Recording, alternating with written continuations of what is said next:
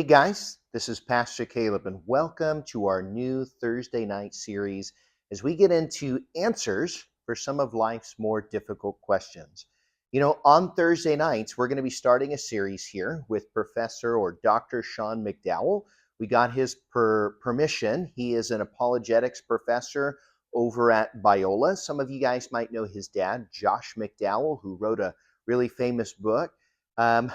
Sean has been putting out content weekly for a long time, and I have just been a great fan of some of the discussions, the guests, the people that he brings on, because I feel like he really is trying to equip us, the church, with resources for how we can engage in the world. August, we're going to do a Thursday night series where each week we're going to put out one of these discussions or interviews that he's done, and try to equip you so that we can be salt and light, so that we can be ready to give an answer to the hope that we have. I hope that you're blessed. I hope that you enjoy these on Thursday nights, and then we can follow up if you have questions, if you have prayer requests. You can always text the church, 714-879-3314. We'll also include a link to Sean's YouTube channel where you can find hundreds of videos on everything from how to share your faith to topics like these to a whole bunch of different resources that he has there on his channel. Again, we hope that you're blessed. We hope that you enjoy this, and we hope that you'll join us on Sunday mornings at 10 and 12 as we continue to unfold God's word to answer life's most difficult questions. All right, enjoy.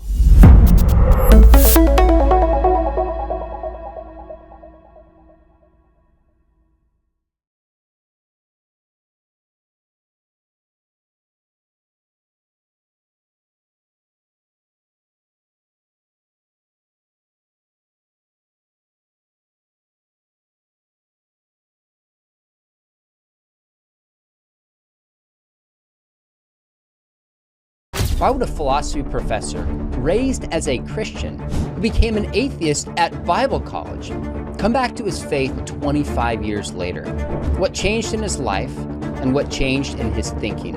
Well, you're about to find out. Our guest today is Dr. John Wise, author of Through the Looking Glass and the host of the Christian Atheist podcast. John, thanks for joining me. Thanks for having me, Sean. Absolutely. Since I heard your story, I've been so intrigued by it and wanted my viewers and beyond to hear it. But let's jump right in. Before we kind of get to the dramatic elements of your life story, let's start with your upbringing. What kind of Christian upbringing did you have? My mother was as conservative and evangelical Christian as you can find. But my father was an agnostic. My dad actually was in World War II at Pearl Harbor when it was hit. And so my dad was a really sharp, smart guy. And my mom's faith was really powerful. And so I had these two poles in my youth growing up that were in a way opposed, but in another way complementary, that sort of guided me as I lived throughout the rest of my life. Grew up in a church that was, as I look back on it now, not very grounded in anything we would call a good Bible-centered Christian worldview today. It was the United Church of Christ, has since gone incredibly liberal in its theology. But that's what I grew up in. I think when I was very young, my Sunday school teachers were pretty conservative and pretty grounded, and they did a pretty nice job. But that's sort of the place where I started, very young. So you went to Lancaster Bible College, and you live in Lancaster. Did you grow up in that area? Yes. Yep. Little town outside of Lancaster called Leola. Okay, got it. So that's helpful. What would you say you took from your mom in her Christian faith and maybe from your dad, who's an agnostic? How did they influence you differently? Very interesting, because our family dinners were always together, and we were always talking about issues back and forth. And so I grew up in a family that was very intensely interested in talking through and understanding things, be it politics or science or other things. So that was always around the table. And I often tell people, following up on the question you just asked, that I got my faith from my mother and my ethics from my father. He was incredibly rigid. As a military man, he really expected us to toe the line. Not harsh, he wasn't mean. He had some of his own issues from the war. There were carryovers there. There was no such thing as PTSD at the time, but that's definitely what my dad was suffering from. So my dad was very rigid, and I learned to look at the world in those sort of ethical colors that paint a Christian worldview behind my dad's agnosticism. My mother's faith was very warm. She was always centered on human beings and people. So all through my life, she was very introverted, but loved people. And she brought people and kids into my existence from the time I was very small. And so even though we went to a somewhat liberal church at the time, my mother had Christian radio on 24/7. So I grew up with, all of the Christian radio station preachers in my ears, from J. Vernon McGee and all the others, from the time I was, before I could even remember hearing things. All through that, WDAC, our radio station here in Lancaster, was playing in the background. So I got a lot of Bible teaching from the time I was very small. And whether or not I was paying too much attention, an awful lot of it got in there. So would you say, like if somebody asked you in junior high or high school, before we get to your story shifting in college, would you have said, yes, I'm a Christian, read your Bible, owned it, it was a part of who you were, as opposed to the agnosticism and kind of wavering between the two? You were a Christian, Absolutely. really believed it? Yep. Yeah. In fact, I had a conversion experience very clear, accepting Christ when I was 5 or 6, and really never looked back from that moment. It was always very real to me moving forward, up through Bible college. And when I finally graduated from high school, I had some lapses, and then I decided, no, Bible college is where I want to go. I want to be a pastor. And so off I went. Well, let's talk about that shift. So you went to Lancaster, and I learned it's not Lancaster, it's Lancaster. Did I remotely say that right, by the way? Yes, you did. And we can very clearly tell the difference between natives and non-natives by that test. It's the shibboleth of Lancaster County. I love it. Well, I'm not a native, but I was there last weekend, and people made a big deal about this, so I'm trying. So you go to Well, it's Lancaster. Lancaster, California, right? There is, yeah. They call it Lancaster, California? Yes, they do. That's for sure. So you go to Bible college wanting to be a pastor, if I understand. Talk through what started to shift. Was there kind of a first moment or a first question you had that made you just think, okay, wait a minute, maybe my dad was right and my mom was wrong? Yeah, it's the $6 million question. As to what did it, I began to really study philosophy with one of the professors there, Professor Bob Willey, Dr. Bob Willey. Absolutely stunningly brilliant man. He taught an intro to philosophy course. I got very interested. Lancaster Bible College offered no more in philosophy, and so I took an independent study course with Dr. Willey, which probably would have been equivalent to like a full year of college reading. So we designed the course ourselves, and I did this really intensive reading in philosophy. But I tell people it wasn't the philosophy that led me away. I was very involved in the Christian life of the Bible college. And as time went on, by the time I was, in my final year, my senior year, it felt more to me like I was trying to convince myself of the truth of Christianity through my practicing of the various tenets and the things that I was doing. And that grew more and more, even after my graduation, to the point where I said, you know what, if all of Christianity is me trying to convince myself that this is true in the face of all the rest of the influences I'm looking at in my intellectual and academic life, then maybe what I need to do is back off and commit myself to something more basic. That is the pursuit of truth, and just see where that takes me. So when you graduated college, you wouldn't have defined yourself as an atheist yet. Were you maybe kind of an agnostic at that point? I think I hadn't even proceeded to agnosticism yet. I was still sort of holding on to the tendrils of Christianity, but they were getting a lot harder to hold on to. They were getting slippery and sliding out of my grasp. So eventually they slipped entirely, and I just thought, you know what, I don't know that this is true. Okay, so tell me if I'm capturing this correctly. You went in with confidence in your faith and eagerness to be a pastor, somehow just had a love and were drawn to philosophy. And the questions that were raised and just living out your faith just kind of slowly, step by step, seemed to fade away itself. You had this realization, I'm trying to talk myself into this. I just got to find out what is true and follow it wherever it leads. Is that a fair summary of your... Yeah, that's pretty good. And Okay. I didn't have, I mean, my mother, of course, was increasingly upset that that was the way I was going, but she continued to love me. I remember I didn't listen to much that you've done, but I did listen about a week or so ago to a talk that you gave, I think it was back in 2015, to a group of kids. And you were talking about, you came to your dad at one point and said to him, I'm not sure I believe this. And he said that you were expecting, you know, the lightning to strike. And he said, yeah, that's all right. Check it out for yourself and see where it leads you. And I mean, that's where I've come now. I'm to the point, it's like, I trust God. Truth will out if you seriously follow it. So ask, seek, and knock, you know, and it will come. But you've got to be serious about seeking it. When did you graduate from college? What year was that? 85. Oh, no, that was, sorry, 1990. 1990. Okay. Yep. So what were some of the big philosophical questions and thinkers you were reading? Were you reading apologetics at that time? Were you reading philosophy of Alvin Plantinga? Were you reading David Hume, existentialists, or just everything, trying to get a sense of it? Everything I could get my hands on. The big players were Immanuel Kant, Jean-Paul Sartre, who became huge in my dissertation, a major player in my dissertation work.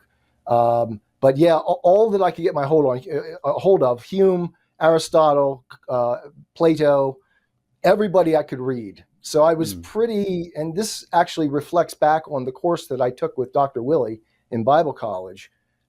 We tried to really spread our interest out through the entire history of philosophy, which in college I found out in my graduate studies, most people don't do that anymore. So I got a really broad notion of the history of philosophy and the progression of it, and came to really love, for some strange reason, Jean-Paul Sartre and existentialism, and then later got really involved with the intentionality of Edmund Husserl and phenomenology. Oh, that's fascinating. So you graduate, still probably a Christian, but deciding to follow truth. Is that when you went straight into your doctoral program at UCI, or what were those next steps you went through? Yeah, I actually went from there down to a college in Western Kentucky University, where a professor named Edward Schoen was teaching, and he was nominally within the Christian community known. I'm not sure even how to characterize him, but I went there primarily to go with him and because they had some sort of Christian notion within the program, that I thought, okay, I'll go here, see what happens. And I only stayed for about a semester. And so I left that, came back, got married, and then ended up pursuing a master's degree at Westchester University outside of Philadelphia. And I went all the way through a master's program there, and didn't complete the final paper, the final dissertation or thesis, and was accepted into the PhD program at UC Irvine. Was your wife a Christian? Did you have a Christian wedding? She was. Yes. Okay. Yes. We met in Bible college. Oh, okay. So you met in Bible college, you're studying philosophy, and that was maybe a 2 or 3 year process. Tell us about the length, and at the end of that, where your faith was. Yeah, I was increasingly reading everything I could get my hands on. And I began to understand what I really was looking for was some sort of certainty, something that I could hold on to and say, okay, here's the truth. And then if I could just hold that one thing, kind of Cartesian, I suppose, in my thinking, one thing that I could hold on to for sure and build my world on that. And so I never found it, but it seemed to me that where I would find it would be in the hard sciences and in philosophy reasoning, because that seemed to be the central thing of humankind that would enable us to somehow find something to hold on to with really powerful evidence and say, okay, here it is. And so I would say by the time I started my PhD work at UC Irvine, or maybe a year and a half or so before that, I had given up on Christianity and just said, I don't know. I'll stand with agnosticism. As much as you're comfortable sharing, what was that conversation like with your wife? How did she respond? I mean, she got dragged into this and is just being directly affected by it. Yeah. Tell us about that, if you will. Yeah, it wasn't good. She certainly was a believer, and I felt badly for her, but I couldn't. It's not like I could reverse the switch. Things had happened. What I thought was what I thought. And she would come at me pretty hard sometimes about it. My mother less so, but still would talk about it. And I could see the hurt in everyone's eyes, and that bothered me deeply. But I didn't feel as though I could change for that. Just because people were being hurt, that doesn't mean the truth isn't being found. Truth can be very painful sometimes. We're maybe getting ahead of ourselves, but I'm curious, what advice would you give to a spouse or parent, to a child or a spouse who's deconstructing, and we don't know yet if they're going to deconvert? If you went back at that point, not knowing how the story would go full circle, what advice would you give to the people in your life just seeing you go through this? Wow, that's difficult. I don't know that I have any great words of wisdom other than, the Bible says, train up a child in the way they should go, and in the end, they won't depart from it. So you've got to do your best as a parent, as a spouse, to present the right view yourself and be patient and willing to accept where someone is without being too hard. And yet at the same time, you can't compromise. And that's, if I were to say one thing that I've learned since coming back to Christ, is that compromise is always, always a mistake. And so the stronger you remain in your position, not beating people over the head with it, but you stay right where you need to be, that's, I think, the best you can do. And people are individuals. You can't remake them. You can only sort of deal with where they are. And maybe you can point them to some other people who actually have gone through what you're seeing your son or daughter or spouse go through and say, maybe you could talk to this person, or maybe you could listen to that person. And that's kind of why we started the Christian Atheist. I wanted to reach out to those people and say, look, I've been where you are, and trust me, I know where it ends. If you're willing to really follow it through and follow the logic and seek the truth, you're going to end up back with Christ. But you got to be willing to really seek the truth and not hold on to something interim in the middle. I'm going to have you unpack a little bit more about your podcast, but let's jump back into your story here. So you become an atheist. Tell me, do you remember, was it this kind of slow process you've been describing? Was there a sense of like, I'm an atheist, I own this now, and told people? And what did you mean by atheist? Because there's debate and disagreement about what that even means. There sure is. I've gone back and forth with atheists over this so many times. I have a series on my podcast called "What is an Atheist?" And and my view of what atheism is. Every time I approach another atheist, they have another thing to nitpick on me and say, "No, that's not what an atheist is. Let me tell you what an atheist is." But the simple meaning of the term is no God. So for me, it was to use who wrote the book? The Sun Also Rises. William Lane Craig, The Sun Rises? Or is that no, The Sun Also Rises. The Anyway, there are two characters in there, and one comes to the other and says to him, how did you go bankrupt? And the other says, Ernest Hemingway. And the other says, two ways, gradually and then suddenly. And that's the way it was for me when I turned to atheism. There was this long period of agnosticism that kept coming along. And one day I was walking across, I think it was the very first year of my PhD program at UC Irvine. And I was walking across campus, and I said to myself, right in the middle of campus, as I was walking, I said, there's no God. And that was it. That was the moment. From that point forward, I was an atheist. And I just said, there's no God. And there's an important difference between that and what different atheists sort of fudge around with, this agnostic atheist. I'm an agnostic atheist. Well, then you're not really an atheist. If you're an agnostic, you're standing somewhere in the middle and you're willing to be persuaded by either side. An atheist actually says, there's no God. You make a statement, just as declarative as the Christian does, or the atheist does, that there is a God. And so I took a stand right there, and I did it. I loved C.S. Lewis as a kid. I devoured the Chronicles of Narnia and loved them. And in The Magician's Nephew, there's that wood between the worlds. And I think of agnosticism as the wood between the worlds. It's that place where everything is kind of sleepy and you don't take a position. And so everything can go on around you without you going anywhere. And I said, okay, quit being a spineless coward. Make a choice. You've been a couple of years now in this nether world between things. Take a choice, take a stance. And I don't know if I hadn't done that at that point, if I ever would have came back to Christ. Because I said to myself, okay, let's see where this goes. There's no God. And I moved forward with that. And for the next 25 years, I stood there.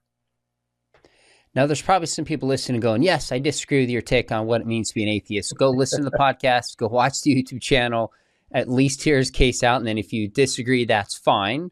But you said you became an atheist in the way you defined it, in terms of believing there is no God, for 25 years. What changed in your life, if anything? I mean, did this make you rethink political views?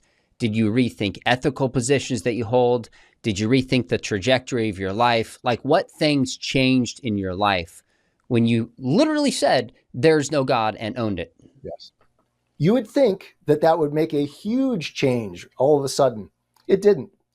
I still held on to everything I did. I mean, maybe this is an example of the Semmelweis syndrome, where you hold on to things until you find some reason to leave go of them. And I did that. I held on to all of my Christian views, if you want to call them Christian views, while letting Christianity go. So I held on to all of my conservative views, my political views, all of those things. Almost none of it changed. But I started moving forward with this, and I started comparing, okay, so this is what I believed then. This is what the intellectual position I'm holding now. How do these two hold together? And slowly but surely, again, it's that gradual process, I began to trace out the logic of atheism, of there being no God.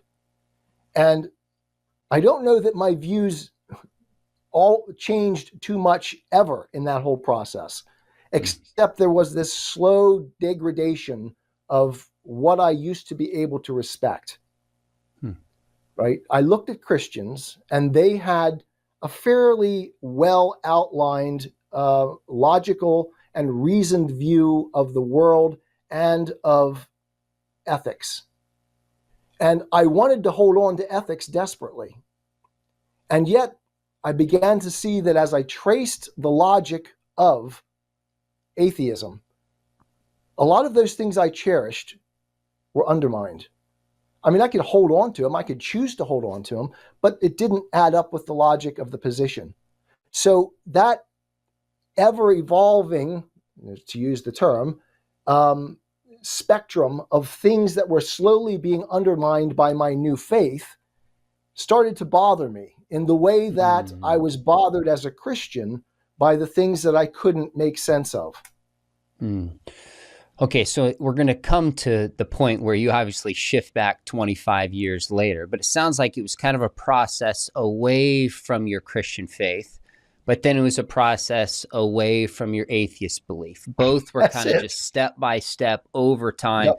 And both took about 25 years, I guess, if you think about it, which is interesting. I don't know if that means anything, but I wonder if how you could respond to this. I just sent out a tweet recently, just curious. I ask a lot of questions and I just want to know what people think. And I wrote something like, if you're an agnostic, atheist, or what I say, skeptic, do you have doubts about what you believe? And if so, what are they? And I really was just curious about that because some Christians have doubts, some don't. I don't know if skeptics do. And one of my friends who's outspoken skeptic, he goes, sometimes I wonder if my physicalism is false. And near-death experiences are the thing that gives him a little pause. I thought that's interesting. I asked another atheist, and he said consciousness is what gives him pause. Good reason. What would you have said during that 25 years? And maybe it changed. Would you have said, I don't have any doubts, I'm certain, I have some doubts? How would you have responded to that question?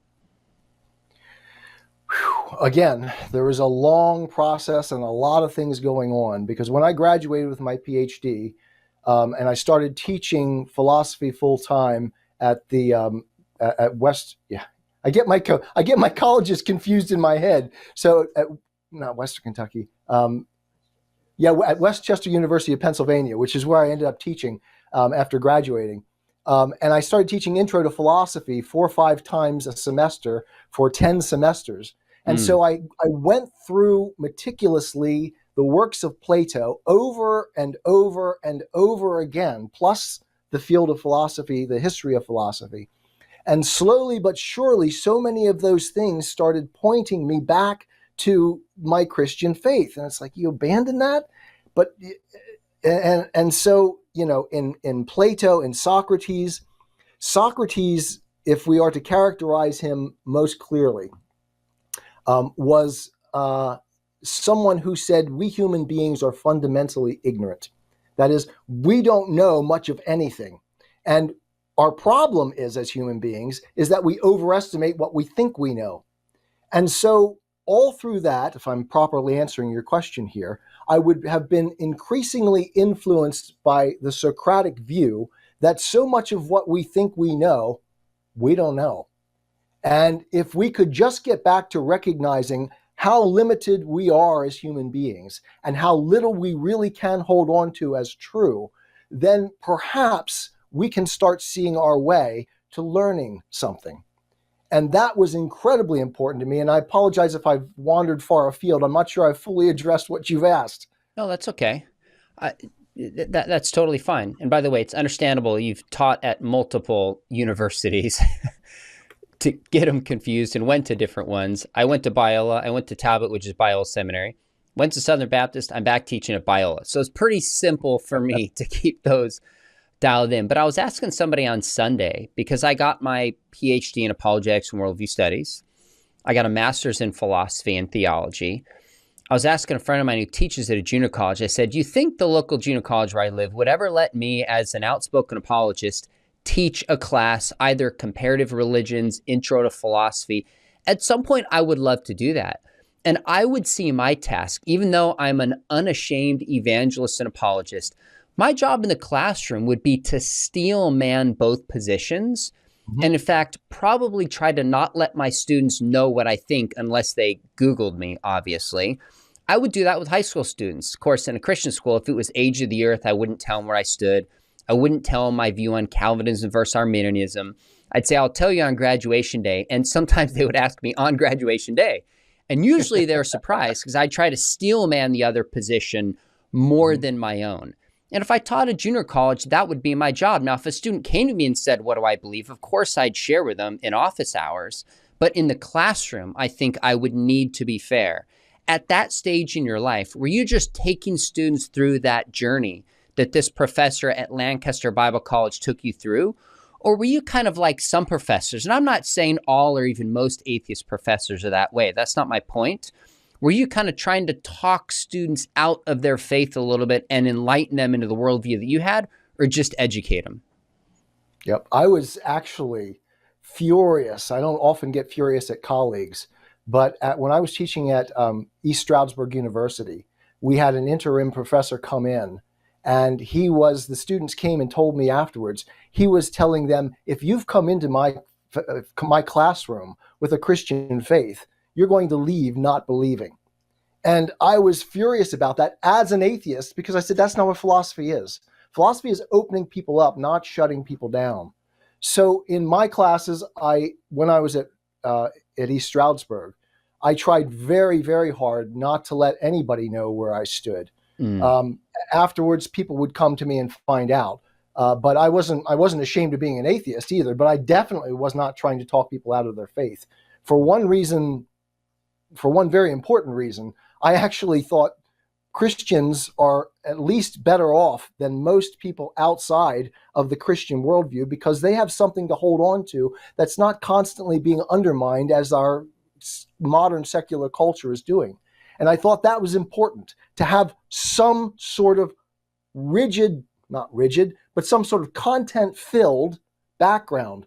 The Western tradition, for instance, the philosophical tradition of the West, that the Judeo-Christian culture brought out and raised up, and through it brought us the modern world that we find. And all around me, I saw that world, that really powerful, good world, being undermined by the academic culture of today and the past, three-quarter century or so. And so I think one of the things that helped me hold on through all of it was that I was politically conservative, which is kind of strange for someone who is as open to experience as me. But when I looked around and I saw a world in which there was nothing firm to stand upon, sort of like a Douglas Murray type of view, then when that's being washed away, I need to at least give my students something to stand on. And if they were standing on Christianity, that was anchored in the Judeo-Christian Western tradition that I'm trying to teach my students. And so I was never trying to talk my students out of Christianity or faith of any sort. I was just trying to inform them of their culture, their cultural background, and teach them that that's something you can go to and say, hey, here's something I can hold on to. So a student comes to you during office hours and says, Professor Wise, what do you believe about God? And you say, I'm an atheist. And they say, why are you an atheist? What would you have said as a professor of philosophy to that student sitting in your office hours who really wants to know?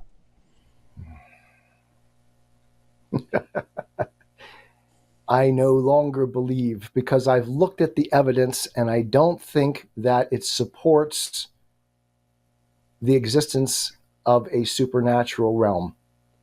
And so I guess I just had bought materialism well enough that I would just say to them, I don't see evidence of God in the world. Okay, that's fair enough. So in a sense, you say you've examined the arguments that are put forth in studying philosophy. You clearly looked at fine-tuning and consciousness and cosmology, miracles, near-death experiences, whatever it is, and say, I don't find it compelling. Materialism is a better explanation of reality. Fair enough. So what started to crack in that after 25 years? Take us now to the second shift in your life and what happened. My world started falling apart when my wife was diagnosed with Parkinson's, and everything started to fall down around me. And I had to start concentrating all of my attention and financial resources and emotional energy into helping her deal with the things she was dealing with at the time. And so my world, external world, the things that I thought I could hold on to and that I was competent to deal with, suddenly started falling apart around me. In 2000, my wife was diagnosed, I think it was 2013. In 2008, the financial crisis happened, and East Stroudsburg University held on to me for a couple years and then allowed me to teach a few additional courses as time went on. But eventually they had to let me go because of financial reasons in Pennsylvania. They were no longer funding the universities at the level that would have allowed my department to hold on to me. So I left there. I became a full-time mechanic at Sears Auto, and that was close to home, so I could still be home and help take care of my wife. As the years went on, my wife, it ended up being that the Parkinson's was an improper diagnosis. It was what's called Lewy body dementia, and she ended up in a home, full-time home, in 2015. And then suddenly, my world opened up like this chasm of freedom. And I don't know how familiar you are with like the philosophy of Jean-Paul Sartre, but he talks about freedom as this chasm that we walk into, and it's who we are, it's what we are. And Sartre's notion of freedom was so real to me at that time that suddenly I realized I was in a new phase of life, and it opened up. And I don't want to be disrespectful here, but my first marriage was very difficult. My wife was a force of nature, and people talk about it's your way or the highway. There was no highway with her. There was only her way. And so that's how I lived for most of my life. And I found my happiness. I found a way to deal with it. But suddenly I had this open field in front of me where I was free in a way that I hadn't been for so many years through our marriage. And so I think that was sort of the shifting point where things started to open up for me and possibilities started to arise that I didn't think would ever change. But even so, it took another 3.5 years before I got anywhere near being able to flip the switch again from theism or atheism back to theism. I can imagine some people listening right now saying, all right, you describe Christianity as being an anchor. You didn't have that in your faith. You became increasingly just illusioned with that. Your life falls apart. So it makes sense that you would return back to the faith of your childhood, needing that emotional anchor. And you didn't go on this intellectual quest for truth like you did initially when you were in college. Now you're just needing something because you're getting older and your life has fallen apart. How would you respond if somebody raised that question? Oh boy, there's a lot to say there. So first off, when that field of freedom opened up for me, when my wife went into the home, there was an ongoing process with that because she didn't die until 2019, February of 2019. So there was a long period in which I was still trying to take care of her through the process there and make sure she had as decent a life as she could have in that environment. But through that whole period, it wasn't like my life had fallen apart. It's like my life had come back. So it wasn't that I was looking again for an emotional crutch. and I'm not trying to defend anything here. I'm just saying the way it worked out. There was no emotional crutch because at that point I had to learn, when it first started happening, I had to learn to breathe again. And literally learn to breathe again. That's how upsetting everything was. And I almost had an emotional breakdown. But when that ended and my wife went into the home, my world opened up again. And it was like I had a new vision of everything in front of me. Infinite possibilities again, almost like childhood before having gone to school. It's like everything is now open again. And so I'm not at this point even really thinking much about faith. And I certainly wasn't looking for God at that point. If anyone had asked me at that point whether or not I would ever become a Christian again, I said, no, there's no chance. There's just no way. It can't happen. I'm too committed to where I've been, and I don't see any path back.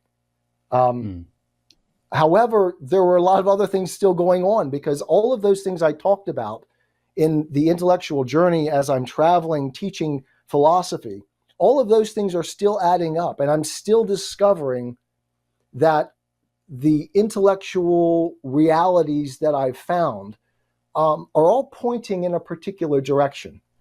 But I mean, when we finally get to the point of transition, and I guess you'll ask me about that, there's some other interesting things going on there. And I do agree that there is no turn to God that is purely intellectual. There's not. The evidence is not going to convince you one way or the other. You have to do something more than that. There's something else that motivates. Now, and I found that very clear in my life. So let's talk about what that more is. But first, maybe tell me some of the intellectual pointers that made you rethink your materialism at that stage. What was it that got your attention? You're like, okay, maybe I was wrong about this and there's a God. Sure, because as I read through and kept teaching, and I'm still teaching online for the University of Arizona Global Campus. So I'm still teaching philosophy, even though for the most part, my wife and I are pretty much dedicated to this ministry. All of those intellectual threads, such as Socrates, that we are trying to find the answers to questions, and yet we're not recognizing that when we hold on to a particular worldview, we don't know that that worldview is true. And so for me, one of the fundamental realizations, and this happened in the process of writing my dissertation, so now we're back another 10 years. One of the most respected philosophers of the 20th century is the existentialist Jean-Paul Sartre. And Sartre said at one point, and he's an atheist to the core, said at one point in one of his more obscure writings, and I read it while doing my dissertation, he said, those who claim that, I'm paraphrasing here, that their atheism was something that they progressively discovered are lying to themselves. Because it's a choice. It is not something that you discover. In other words, it's a metaphysical position. You choose it. And if you choose that, then of course, that's a parallel to choosing the Christian faith. And I began to see, as I moved forward in time through my wife's sickness and all the rest, this central issue rising up, that choosing to be a Christian, choosing to believe the evidence of the Bible, or choosing to be a materialist and an atheist and rejecting all of those things was a matter of choice. And if it's choice, then it's not a matter of one side having all of the evidence and clearly winning the battle over the other side. No. And increasingly, I began to see that both of them are positions I could hold with as much intellectual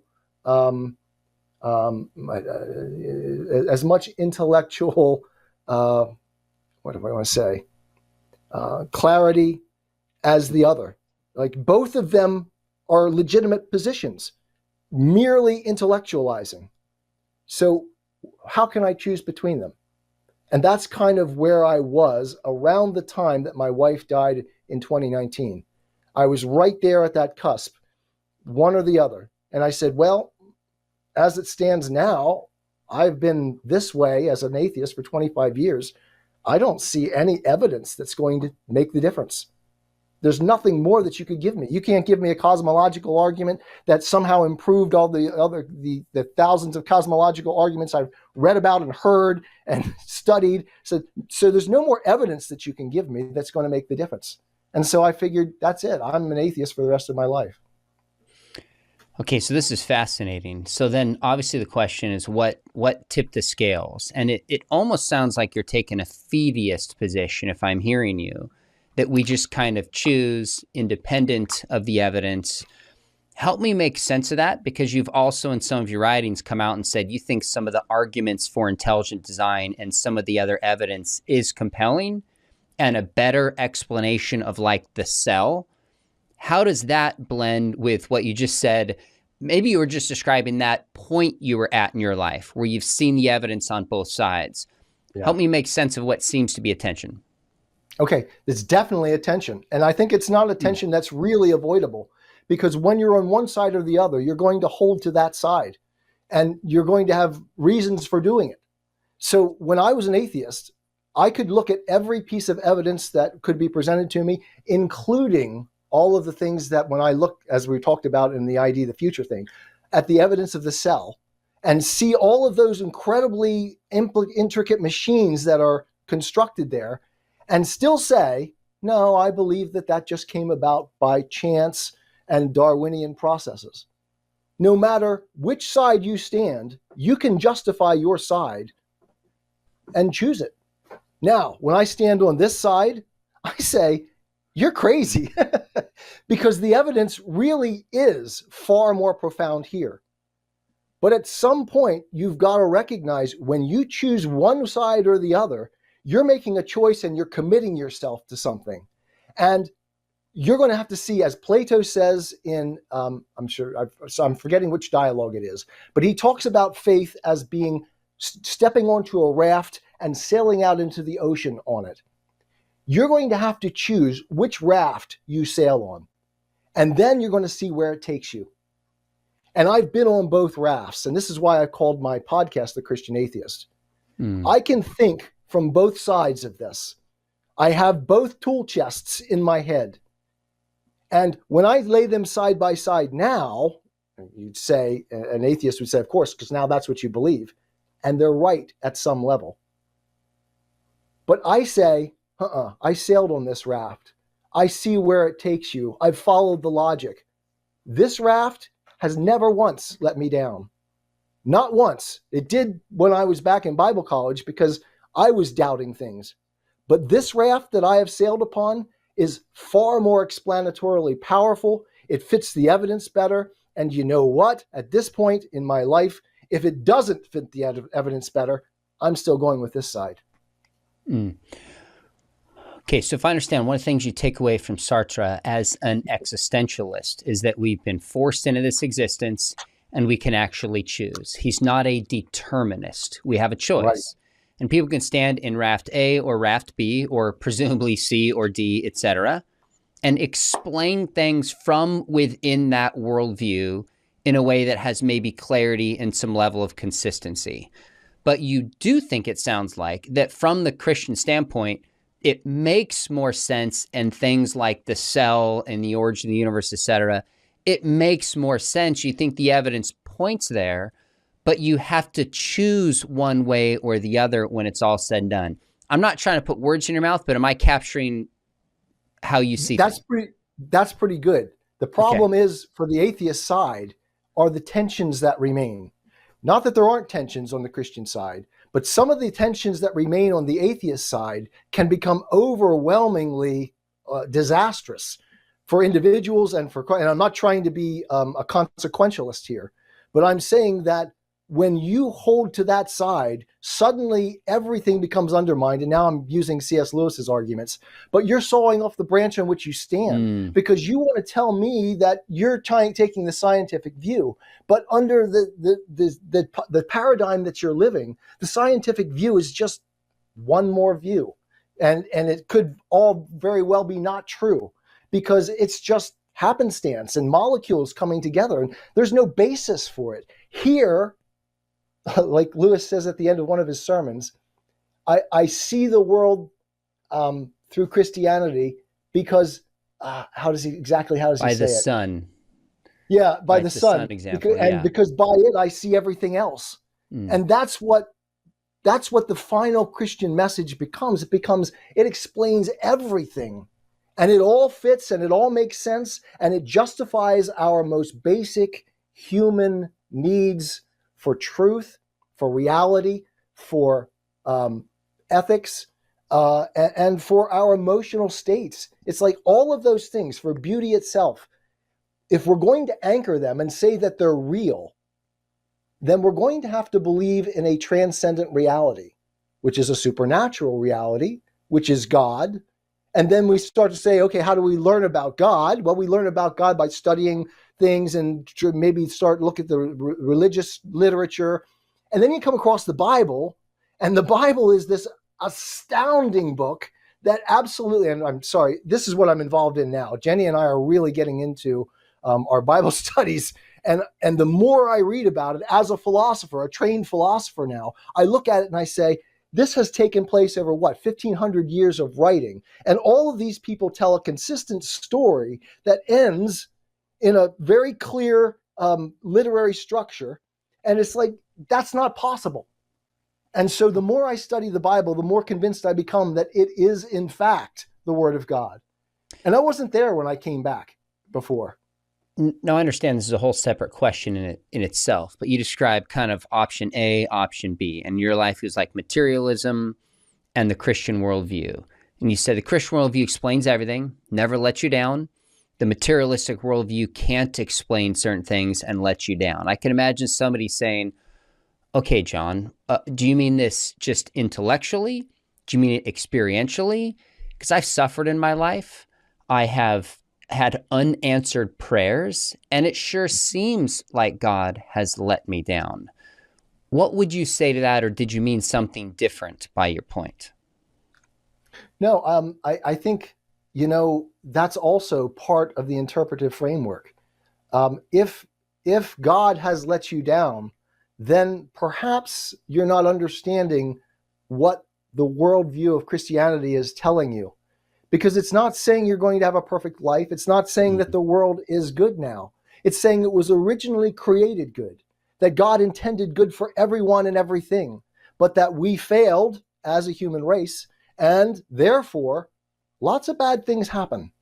And if you're going to lay it at God's feet, you better be careful, because He is the infinite God of the universe. He is a good God, and that's what's been revealed to us. And so perhaps what we need to do is adjust our view of the creator of the universe. How would you coach your younger self, meaning either as a college student or really somebody in grad school where you're leaving your faith? What would you say to yourself then? Do you think you were really open then to hear the case for Christianity? Did you just have to experience what you experienced to see it the way you do now? How would you go back, however many years it is, I guess to the 90s, what is that, 30-ish years plus, and speak to yourself then during that doubting, questioning time? Yeah, I have a few letters to my atheist self on the podcast. So I have given some thought to that. Well, I mean, I wish I had some sort of, pill I could give that could turn things around, but I don't know. For me, going all subjective on this, I think I needed to go through the path that I went through. Faith doesn't come easily to me. I think it comes easier to some other people. And I think I'm a bit of a hard-headed sort of Thomas type disciple who needs to see and feel. But Jesus said, blessed are they who have not seen and yet believe. And so now, in my Christian life now, I look at those Christians who have sat in the pews their whole life and simply believe the basic, simple truths of the Bible. And I say, I wish that I could have been that. Because that sort of faith, in fact, I look at someone like Kurt Wise. Do you know Kurt Wise's story? Mm-hmm. I mean, when I look at him and what he did, when he tells his story, why I'm a creationist, and I think, wow, see, that is the type of faith I would like to have had. It's not the faith I have. It's not who I am. But my path has been my path, I guess.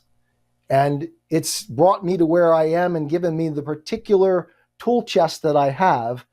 And now I just hope to be able to use those tools effectively to serve God. If I'm the last in the kingdom, I'm in the kingdom. And that's okay by me.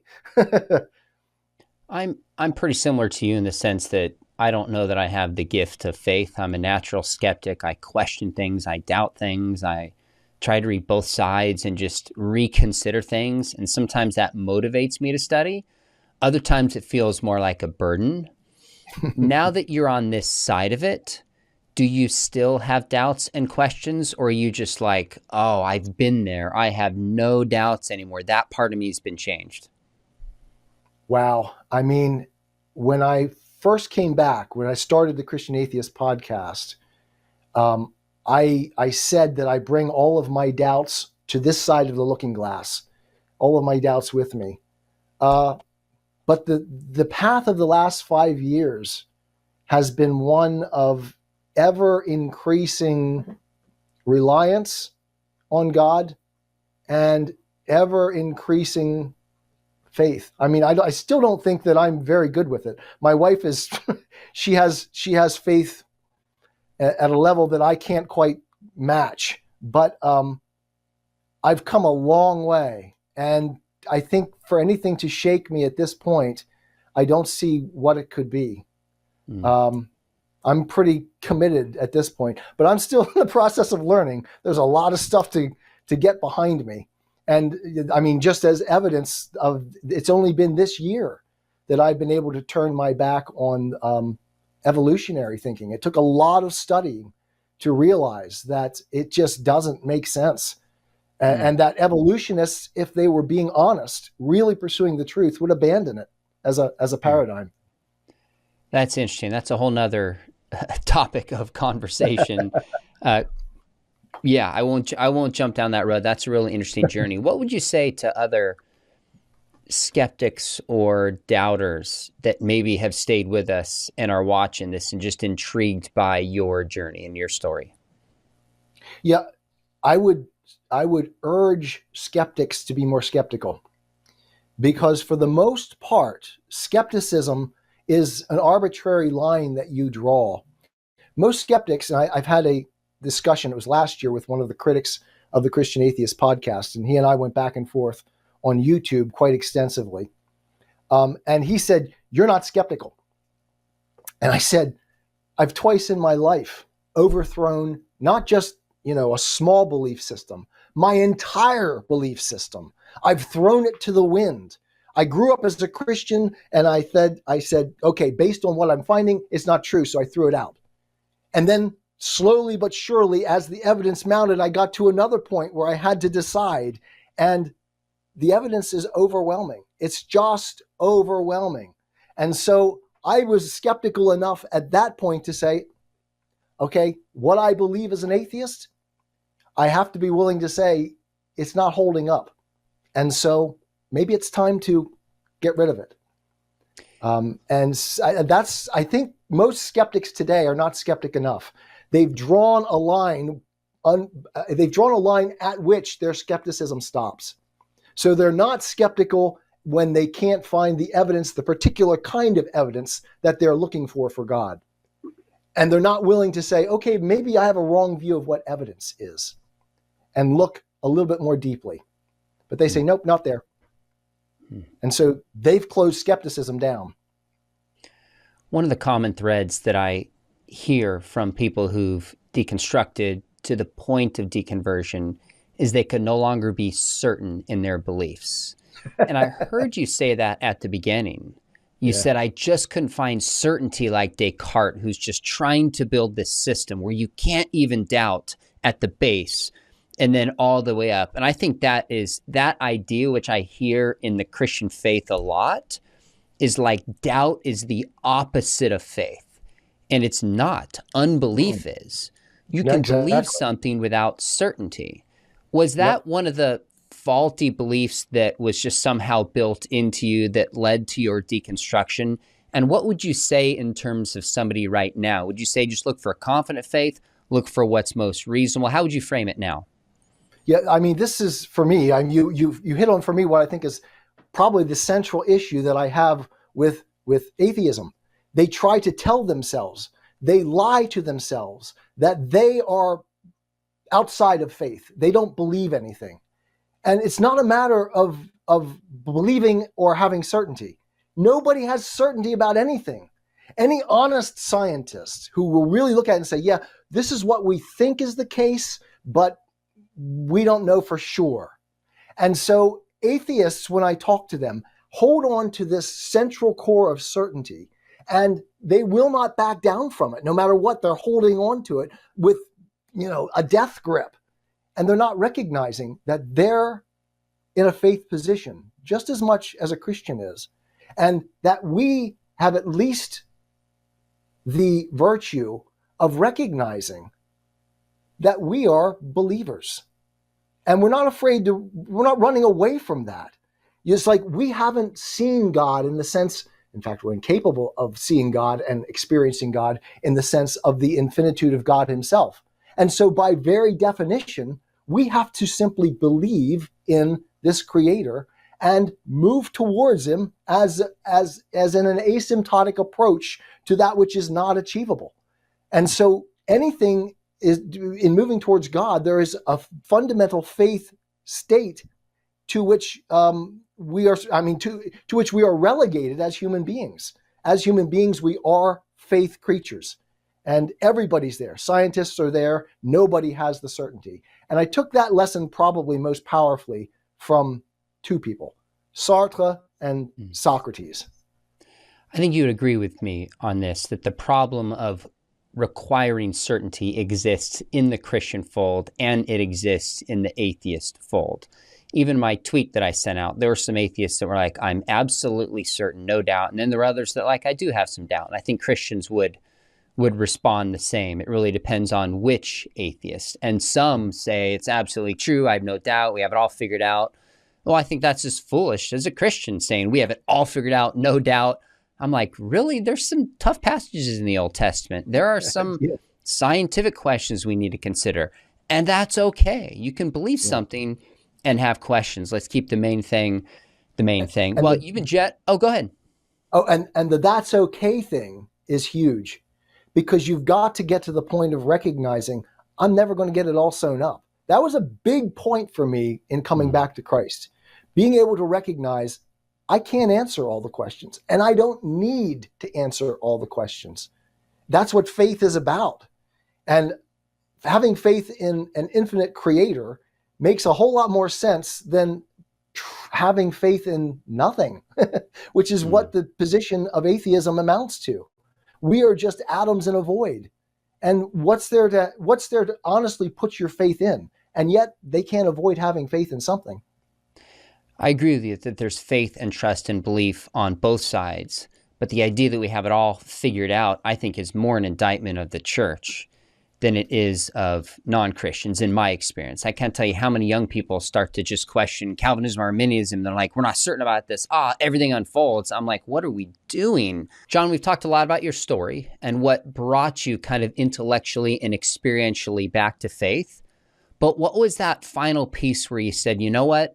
Not just I'm an atheist when you described that moment where you define yourself that way, but you're like, I'm a Christian. I believe this again. And was there kind of another conversion experience?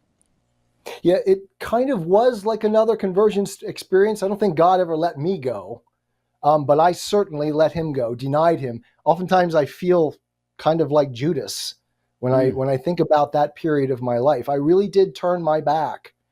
But I had met in the process of all of these things going on in my life, a woman at church who was going through something very similar to what I was going through. And her husband had cancer. He died. And then about a year and a half after that, my wife died. We slowly, through that process, knowing of each other's issues going on, kind of commiserated a little bit at great distance from one another. But after my wife died, we slowly began to become friends. And I have to be careful here, because actually there was more going on, because I saw the grace with which she dealt with the death of her husband. She had 7 kids. She had homeschooled them all. And I saw that going on right before my eyes in the church.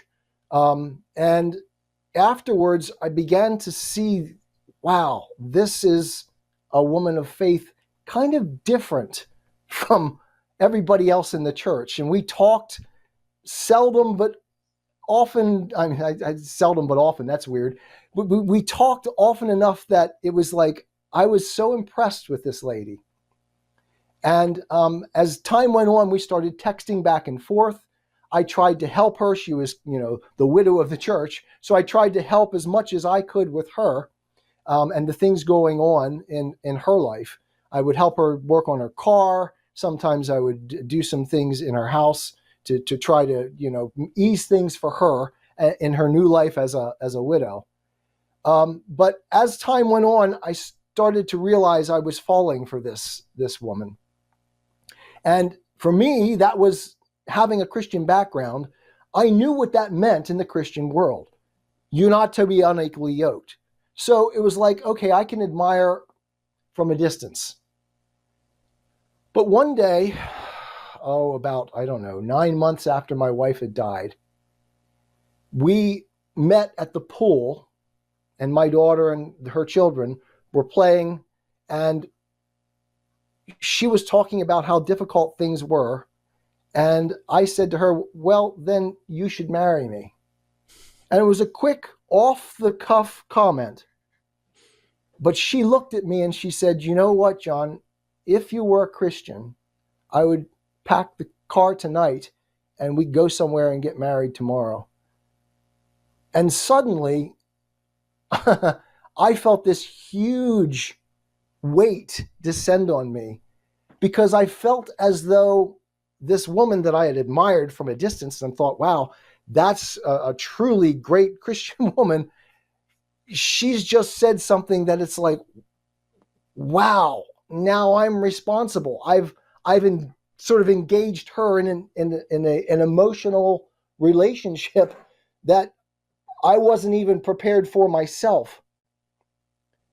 And so the week after we had that encounter at the pool, I was to spend a week in the Adirondacks with my niece, who is a Christian and also ended up getting divorced from her husband and marrying someone else. Complex situation, but salt of the earth Christian girl, and her husband as well. And so I spent the week pouring out my life and my agonies to my niece. And it was through her and her husband talking back and forth with me about agnosticism and Christianity. And I have to add one small backwards glance, because I was sitting in church right after my wife died, and the pastor was going through a sermon on Joshua. And it suddenly occurred to me that I was no longer an atheist.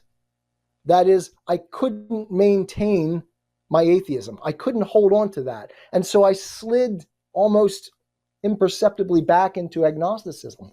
It's like, I don't know. I just don't know anymore. I can't assert there is no God.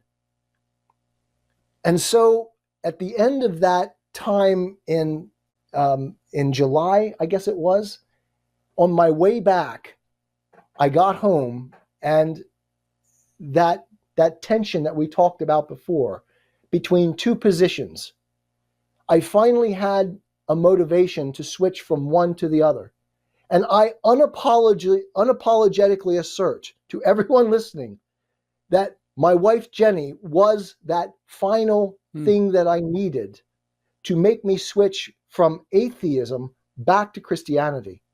It was the choice of a world that I was currently comfortable in, that really was kind of empty when you trace the logic of it, and this world in which a good God created the world and had answered the questions as well as they can ever be answered.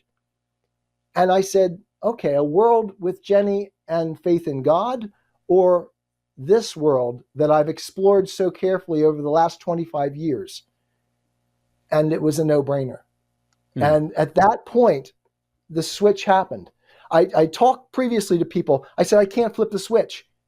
I was able suddenly. I could have chosen either one at that point too, but I was able at that point to flip the switch. And that's still a very odd moment for me. I still don't quite understand what happened, that I was able to make the switch again.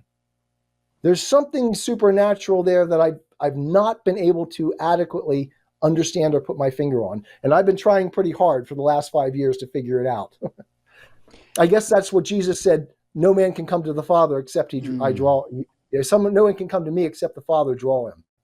So, well, there's so much here we could explore, and I can only imagine you take some criticism from people in a lot of different ways for this story, but I asked you to share your story and your experience. And in some ways, it has some overlap with my dad in the sense that the evidence got his attention to rethink his agnosticism. But he describes that it was when he understood the love of God about the Christian story that really drew him and changed his heart and changed his mind. So the evidence got his attention, but it was the love of God that drew him. Probably for all of us, both of those are at stake. So really quickly, if you were not convinced that Christianity made sense of the world, would you have believed it to marry her anyways, even if you're like, well, it's false, but I'll just marry her anyways? Or did it have to be both of those for you to do that? It had to be both. It had to be both. Otherwise, I'm destroying her. Because I know what it means to be a Christian. And part of what I loved about her was that she was very serious about her faith. So to marry her as a non-Christian wouldn't work. Although, to be perfectly honest, before I made the switch, I was in my mind trying to justify that. I was trying to make a case for that. But fortunately, I didn't have to, because it's like my niece said to me, you're making this too hard. You don't want to just stand in agnosticism. Just become a Christian again. Why is that so hard? And it still took me like 4 or 5 days after that to make the switch. But again, I make no apologies for Jenny being that to me, because it's always a person that leads us one way or another. In my atheism, there were people that took me, because I respected this person. And I said, okay, that seems reasonable. And so I made the switch. So why is it unreasonable for God to give us the people that we need in just the right place at just the right time to take us over the line? It says, David, the woman of Tekoa said to David, God devises means to bring the exile back. And I think that's exactly what Jenny and I have been. And ever since then, he continues to use Jenny to bring me back. She's my looking glass. She allows me to look at myself honestly and say, wow, I really am twisted in my view of myself. Here's what I need to think about now. And so it's an ongoing process. And hopefully I do the same for her. Well, I appreciate you not sugarcoating the story and just putting it on the table for people to see and evaluate. Honestly, I think that's what we're called to do. And by the way, you made a comparison earlier to Judas. Judas never came back and believed. I happen to think Jesus would have forgiven him.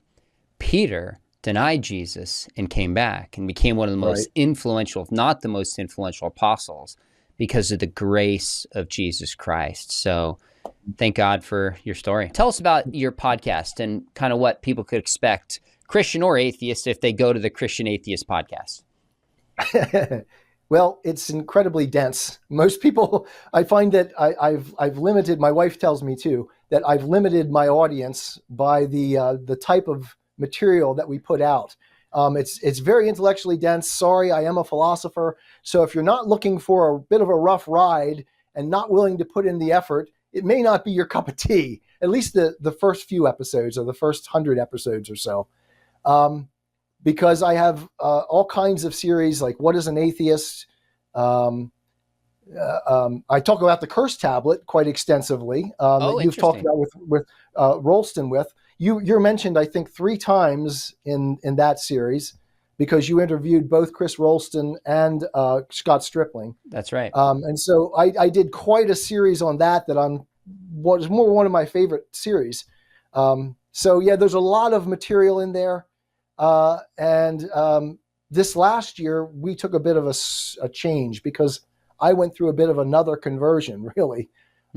I changed from a more progressive look at Christianity to a much more traditional Bible-centered inerrancy view. And that I didn't think was going to happen back in 2019. But it's been a slow, progressive development, again, gradually and then suddenly. And I signal that in the Christian Atheist with an episode called The Structure of a Scientific Revolution. And that's one that was in this year. And then for the rest of this year, I've been really working on the book of Malachi and the word Malachi. And so I've spent an awful lot of time really studying those things. And so if you're interested in, the Bible from a rather different perspective than you'll probably get in most evangelical churches in the preaching, I approach it, Jenny and I approach it in I think an interesting way. And so hopefully if you're interested in that would be a good thing to go listen to. You were careful the way you said Sartre and Lancaster. So it's actually the prophet Malachi. No, I'm just kidding. Yeah. I'm messing with you. The Italian prophet, yes. So my audience might be turned off by that, but I think there's a lot of people going, I want some depth. I'm looking for that. And although you're a philosophy professor, got your PhD in that, obviously through this interview, you're able to explain things in a way to normal people so they can get it. So I would certainly suggest people check out your podcast. Now, maybe we'll do a follow-up at some point. People can write their comments if you want to hear this, because you just spurred a whole nother podcast for me. Is it seems we more often hear people going from conservative to progressive. You went from progressive to conservative. Maybe we'll do part 2 and walk through what some of those things are and why. I think that would be a fascinating journey for folks. So comment below if you want us to follow up and do that or not, and we'll do it. And also check out, John, your book titled Through the Looking Glass, available on Amazon. People can check that out. And before you go away, make sure you hit subscribe. We've got some other interviews coming up on all sorts of apologetics, worldview, cultural topics you will not want to miss. And if you thought about studying apologetics, we would love to have you at Biola. We have an MA Phil program, Philosophy, Religion, one of the top in the world, and our Apologetics program, one of the top in the world, on campus and distance. And I teach classes on the problem of evil. We have classes on science and faith. We also have a certificate program below with a significant discount if you're not ready for a master's, but you're like, I'd love to formally walk through this. That's below. Check it out. John, this was really enjoyable. Thanks for sharing your story. It's wonderful to meet you, and let's do it again. Sounds good, Sean. Thanks so much for having me. It was a blast.